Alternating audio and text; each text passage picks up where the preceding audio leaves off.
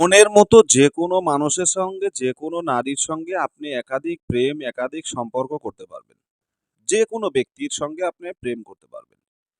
আপনার যে নারীকে পছন্দ হবে, যে নারীকে আপনার ভালো লাগবে, সেই নারীর সঙ্গেই আপনি প্রেম করতে পারবেন। সেই মেয়ের সঙ্গে আপনি প্রেম করতে পারবেন। একাধিক প্রেম করতে পারবেন।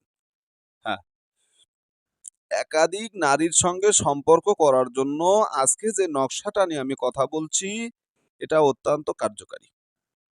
খুবই পাওয়ারফুল, অত্যন্ত কার্যকারী। এই নকশার ১ম এবং ২য়, ৩য় অংশ রয়েছে। তো আপনাদেরকে আজকে আমি ১ম অংশটা দিচ্ছি। ১ম অংশ, এটা কিন্তু ১ম অংশ। এর ২য় অংশও রয়েছে। এই তাবিজটি একাধিক ক্ষেত্রে আপনি একাধিক নারীর উপরে এটা প্রয়োগ করতে পারবেন। অত্যন্ত কার্যকারী। সঙ্গে, সঙ্গে এটা কাজ করে। কিন্তু এই কাজটা যে কেউ করতে পারবেন না। যে কেউ এটা করতে পারবেন না। দেশ ও দেশের বাহির থেকে কালো জাদু তন্ত্রমন্ত্র এসকে চ্যানেলটি এই মুহূর্তে যারা দেখছেন, সকল ভাই বোনদেরকে জানাই সালাম, আসসালামু আলাইকুম। হিন্দু দাদা দিদির প্রতি আদাব, মুসলিম ভাইদের প্রতি সালাম, অন্যান্য সকল ধর্মের প্রতি আন্তরিক শুভেচ্ছা।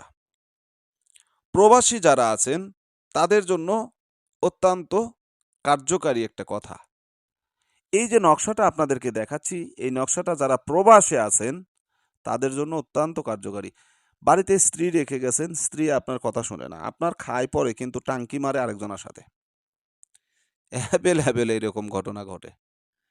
হয়তো আমি হাসলাম, ক্রিটিসাইজ করে না, দুঃখে হাসলাম। অ্যাভেলেবেল এই ধরনের ঘটনা আছে। খাচ্ছে আপনার, পড়ছে আপনার টাকা, আপনার সম্পদ, আপনার স্বর্ণ, আপনার গহনা, আপনার কাপড়, আপনার শাড়ি, আপনার সব আপনার, কিন্তু টাঙ্কি মারার বেলায় টাঙ্কি মারছে অন্যজনের সাথে। সলিম উদ্দিনের পোলার লগে, কলিম উদ্দিনের পোলার লগে দেখেন যে আম বাগানে বসে বসে বাদাম খাচ্ছে, বাদাম খাচ্ছে। তো আপনি কি করবেন? আপনি প্রবাস থেকে কিন্তু এই কাজটা করতে পারবেন।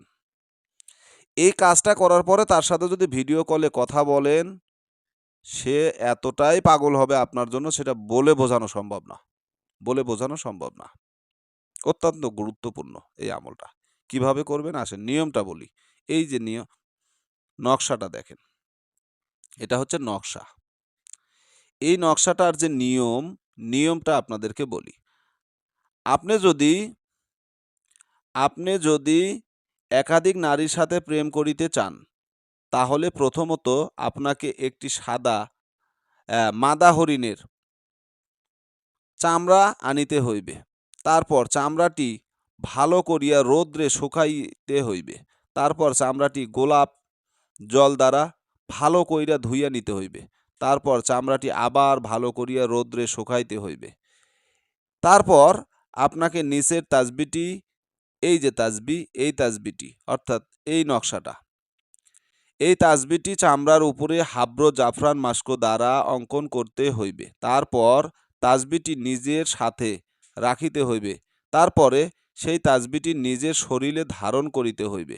সেই নারীর সামনে যাইবে এবং সেই নারী আপনার প্রেমে বশ হইবে। কুমতলবে এই আমল করিলে নিজের ক্ষতি হইবে। অর্থাৎ এই তাসবিটি যদি আবার কেউ যদি বলে এটার সুযোগ নিয়ে আমি একজনের সতীত্ব নষ্ট করব বা চরিত্র নষ্ট করব, মেয়েটা অনেক সুন্দর, আমার ভালো লাগছে, কোনোভাবে কথা শুনতেছে না, এই কাজটা করি, কাজ হয়ে যাবে নি।